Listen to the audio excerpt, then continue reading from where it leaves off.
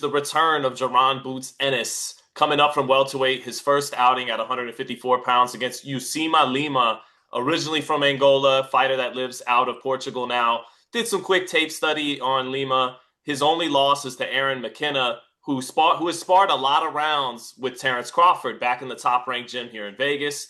And Lima he's a very strong guy, arguably the strongest fighter that Jaron has fought in terms of just physical strength. And build wise, reminds me a little bit of a 140-pound champ back in the day, Juan Yarango, who was kind of like Lima, very strong, stout, but a little slow and not a lot of head movement on defense. I think it should be an entertaining showcase fight for Ennis. This guy does have some power. He is strong. So Ennis, who has his defensive lapses, maybe he gets touched in there and maybe something surprising happens. This is why they fight the fights. But Ennis is one of my favorite fighters to watch right now, just from an aesthetic standpoint. The hand speed, the power, the ability to switch, counter, lead, jab out of both stance, heavy hands. I compare him to Vince Carter. He's like boxing's Vince Carter right now. The highlight reel is as good as anybody's. But I do want to push back. A lot of people don't love the opponents. A lot of people don't know who Lima is. And I do feel like the boxing establishment is messing up at 154. We'll get into this more later. But look at Devin Haney in his first fight as a full-fledged welterweight. He's fighting Brian Norman. This isn't that.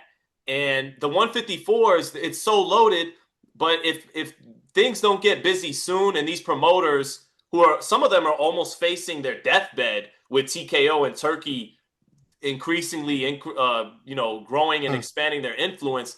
If they don't start mixing and matching at 154 is going to end up like 135 the last couple years. Yeah, Haney's there, Shakur's there, Tio's there, Tank's there, Loma's there, but you're going to wind up getting more should have been matches than actual matches being delivered if this keeps up. Well, let's start with the matchup itself, where you open, right? Yeah. This is a perfect style showcase, as you said, but I think an opportunity for Ennis to make some noise with a real good highlight reel type of fight. You want him to look good. You want him to look great. And a southpaw is hard to look great against unless it's a southpaw who doesn't move his head. Unless it's a southpaw with a heavy punch, so he looks legit in there and can make noise if he catches you. However, if you outbox him or have the skill to put together traps that he walks right into, walk him on shots, you can come up with a really nice highlight reel and probably a good knockout with a solid, tough fighter that is a good check on your resume and a good experience for where Ennis is. I think because of the impacted fight cards that we're getting and kind of like the matchups that we just keep having one after the another, we're looking to move guys a little too quickly and are so fast to put on an up-and-comer accolades. I want to watch Boots have these kind of matchups first. I'm not screaming for Crawford right now. This is not something he's being denied or he even deserves, if you will, that has to happen right away. This is the kind of fight I want to see him in. I want to see him great against solid opponents to let you know that he can really mix it up with the established greats. He should be having fights where they make you call for Crawford, and those fights haven't happened yet. That's the reality. The reason that we're seeing Boots in a fight like this so that he can look good, and you're not getting Crawford yet, and he's still fighting in Philadelphia, it's really because he's the Matchroom star that is meant to bring Matchroom USA into the fold. They do not have an American star. There's nobody who is carrying that flag on their back to make Matchroom a real player in the American market, and all their eggs are in Boots' basket. They do That's got your what this boy fight is Richie about. Rich. They do got your boy Richie Rich, but I get your yeah. I mean, I Just the even Richie though Rich shout out. yeah, even though Richie Rich, it's not about talent, it's about the ability to be a star, right? Talent is a part of that, but I think they see Boots as the most likely guy to carry the banner. And so Hearn's smart. They'll keep calling out Crawford, they'll keep shouting out names that would make super fights, but keep picking responsibly. and build to a point where he can have a fight that makes him a star by beating a guy and not getting in there too early with people who might outclass him right now before we see from him the best of him at this level. Eddie Hearn's no fool. He wants to put those names in the mix, but I don't believe he actually wants Ennis to fight those names yet. Do you think Eddie has kept Ennis away from Turkey for a reason? Like he because I look at it, Raheem, as he's once he realized the writing on the wall a little bit, and that's why he's spoken out about Dana a lot lately. And I took it as okay, I better have some assets built up that are truly mine that I don't share with Turkey. And part of me looks at it like that's why he's kept Ennis in America, trying to build him from the ground up, marketing wise, and Philly and everything. Or am I looking into things too much? I think you're right and you're wrong. Everything that Matchroom does now is in bed with Turkey. There's no Well, question. yeah, they just inked a deal in the Yeah, last couple they, days that puts them that much they're further. locked in. Which I So no didn't. matter, What was that? Do you think Eddie thought about but being more let me finish. independent and then gave up? Kind of. No, Yeah. no, let me finish this thought first, and then Yeah. we'll go on to that one, right? There is nothing that Matchroom is about to do that is going to be at odds with Turkey Al Sheikh. So the fact that Ennis is fighting America is because Turkey is fine with that. The fact that he's building Matchroom USA is smart because he doesn't want all the American fighters to go to Zuffa, and he wants Matchroom USA, which he's been trying to establish in America since Joshua Ruiz, which obviously didn't go the way that they anticipated, and they've never really rebounded from that. Right? They've not been able to fight in LA. They've not been able to have that kind of marquee fight that makes Matchroom USA a name in the States. So that is what they're building. And I think Turkey is more than happy to allow that to happen and to facilitate Matchroom building that. Because ultimately, I believe the truth will be that everything is going to be something of a farm team to Zuffa. And if you're not going that route, then you got to have a special star on your forehead from either Eddie Hearn or Frank Warren to come through another track to get the big Riyadh fights. You got to be a special case. And that's where boxing is about to take its divide. There will be these kind of standout stars that are built differently outside of the Zuffa structure, which is the feeding house for Riyadh. And then there'll be people on this kind of like, special track that go straight to Riyadh while they build the brands of the individual promotions in the States. Do you think that's now ultimately the plan? Do you think a couple months ago, without that kind of structure coming into the picture like you're describing, do you think Eddie's plan was to just be completely independent with Ennis and eventually build him up to where you don't need to facilitate him to a Riyadh season payday? You could dun dun dun dun build him up so much to where you could actually promote him and make a big profit and do that whole thing. I think Eddie had his eye on the PBC stable. I think Eddie wanted to be an option for fighters who don't want to fight on Amazon pay-per-view.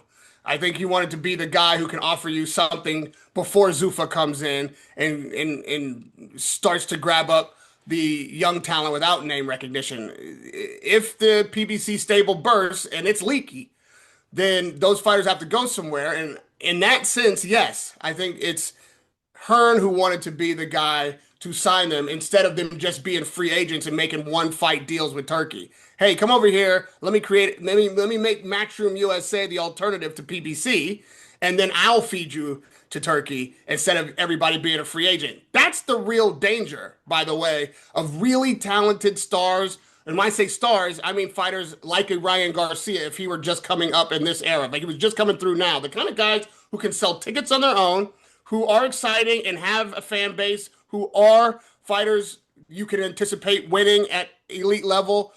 Those guys will write their own ticket. They will negotiate for themselves. I think we are about to be out of the promotion fighter relationship era for that kind of fighter. Promoters now are going to have a hard time keeping those guys in line because you can deal directly with Riyadh Season. If Turki Al-Sheikh wants you on a fight card, he is not going to insist that he deal with a promoter. He will deal with you directly. And so the question becomes whether or not you want to be that guy freelancing and negotiating fight for fight, or if you want to put your career in the hands of a promoter. I think we're entering a new era in that regard. And so before it really becomes obvious to fighters like Ennis and that class that you can go that route, I think wisely, Eddie wants to get them on contract. Gotcha. And long term, it'll be interesting how that works out for all those guys as these promoters weaken in power and thus have less resources, potentially less money to offer you. And it potentially, if Zuffa keeps growing, because that's Turkey's main baby, it would seem, it's going to be interesting to see how that all works out. If competition can't compete with the Saudi money in conjunction with TKO, it's gonna get real interesting in the next couple of years. But we gotta let things play out a little bit and see where they take us. But I would just put one extra pin in that conversation, which we're talking as if there's a separation between Riyadh Season and Ring and promoters. They're all sharing a network. at this Obviously, we're not point, talking about yeah, Super, who hasn't premiered on Paramount Plus yet, but it's all one. Like, it's just what track you're on, where they're going to maximize your potential, and who's going to make the money on your way up. But ultimately, the Godfather is now the Godfather. right, The right, guy right. has his hands on all the strings. He's the So you're capo de not, tuta capi, yeah, you're not coming the up boss to of the all top bosses. level without paying your vig. You're not, you're kicking your money upstairs 100%. So we can, I think that will be a cute way to present these different career trajectories. But when you boil it down, you're all in the same house. It just matters what room you're allowed to live in. Yeah, no, absolutely. PBC having Benavidez there in Riyadh, upcoming Top Rank, Golden Boy. I mean, they all, even when they have fights in America, it still has Riyadh season on the banner. So, Yeah, because they're Riyadh season fights. right. Because that's how. Yeah, exactly. You're still a part of the Turkey family.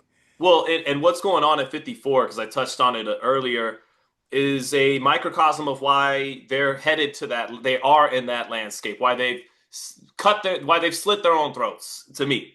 And it's because look at Thurman and Fundora, and then 2 weeks later, Ortiz and Lubin. Look at all the parties involved, right?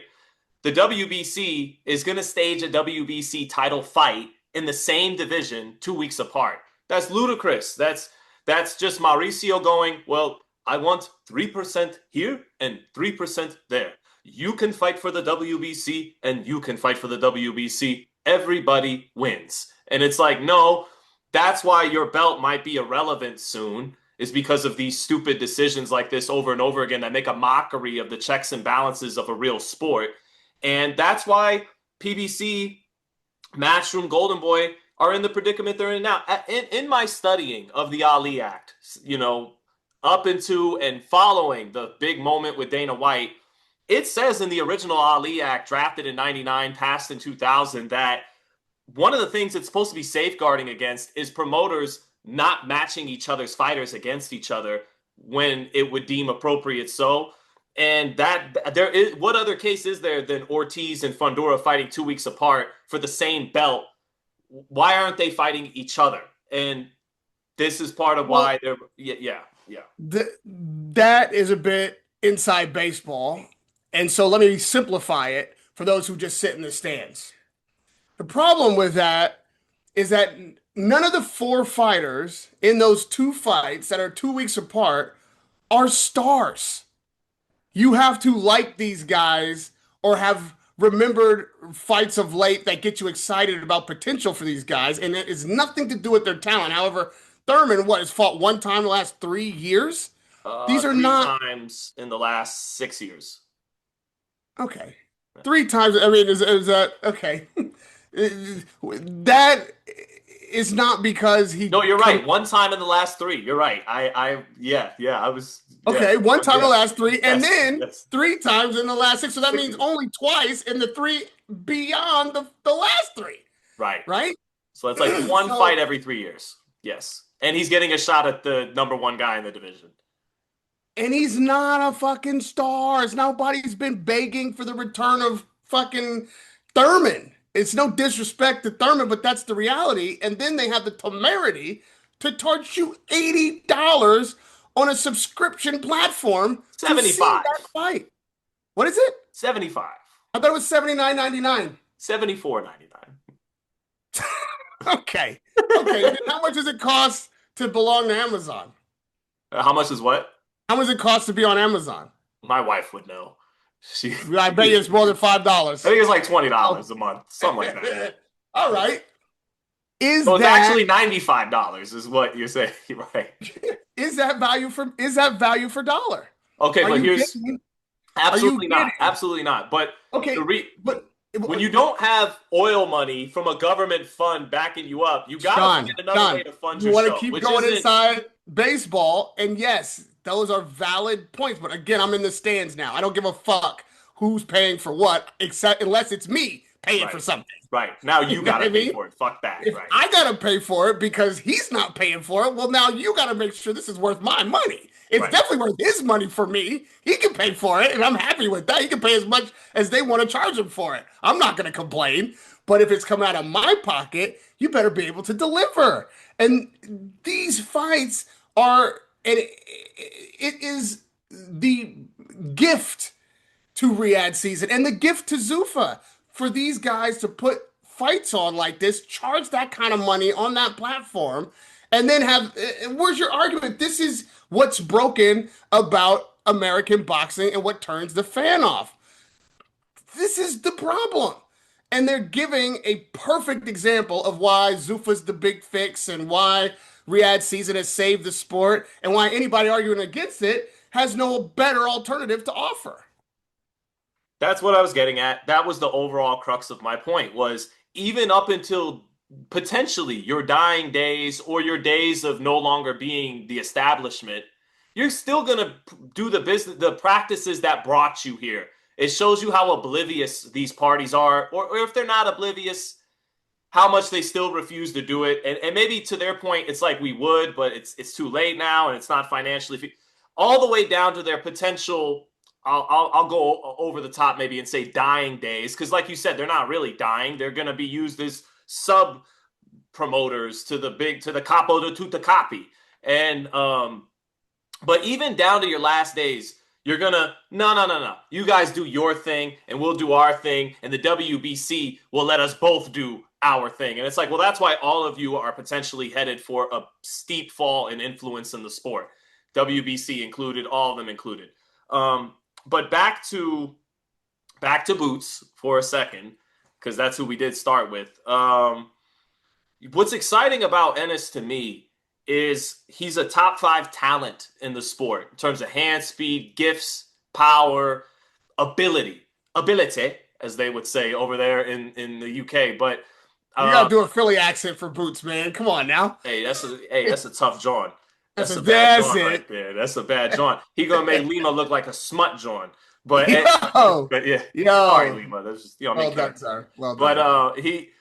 Philly, the Philly Bull, Ennis. What makes him exciting is he's so talented, got the Vince Carter highlight reel, and vulnerable. Doesn't really tuck his chin. He wears shots clean sometimes, and there's a lot of people questioning the opponent selection. You turn down, not turn down. You decide not to have a second round of negotiations with Brian Norman because your doctor says you can't make the weight strong anymore. So you move up and fight a guy nobody's ever heard of. You've reportedly turned down Ortiz. You reportedly turned down Tiafimo at 47. And that makes him vulnerable. So you have a guy who's a top 5 physical talent in the sport who's also vulnerable, who also seems beatable in spots. That makes for an exciting fighter who on any given night could look like the best fighter in the world, the next man to take the mantle from Terrence Crawford in the United States, or on any given night might have problems with Lima. What And that makes an exciting watch. what Eddie Hearn would never admit is that he's learned from the Mayweather and the Gervonta Davis trajectory And it isn't important that he fights Ortiz. It's not a good idea for him to fight Crawford right now. These fights are just ones that they want you to salivate over. They always will find a reason why the fight isn't happening, or who to blame, or point the finger, or, oh, well, I'm going to move up here, and well, I'm going to take this fight, and then we'll get back to negotiations about that. Oh, I got to stay busy. They'll keep finding ways until you no longer have a question as to whether or not Boots Ennis is going to win in exciting fashion. If you're right now saying, well, it could be this, and that will be a great night, and it'll be crazy entertaining, and I want to see it, or it could be that, and he kind of doesn't really bring it, and it's just an okay night. It might even be a sleeper. Boy, his defense is porous. I'm not sure if this kid really is what they say he is. They're going to keep walking him out there until he can consistently be this guy. And that's when you were able to build those Ortiz fights. That's when you can start demanding Crawford and meaning it. That's when you can build a superstar out of a guy who's fighting in his backyard and really maybe getting more credit for what he's doing than the opponents that he's doing it against would suggest. Make a star and don't rush it because the system is in place. Eddie Hearn's never going to now, in this scenario that he's got, want for a platform. He actually gets to decide when and how to move guys. And when he wants to put Ennis in position to be on a major card or make him a main event, he can talk to the Godfather and they can put it together. And in the meantime, he can build his presence in the U.S. and maybe collect a few more fighters as he shows people how he moves Ennis through troubled waters while creating a star and not getting him eaten alive. If that is an attractive track for American fighters, and they sign on with Eddie Hearn and Matchroom, and he can get his little stable together so he can compete with Zuffa on who's going to feed the Godfather what.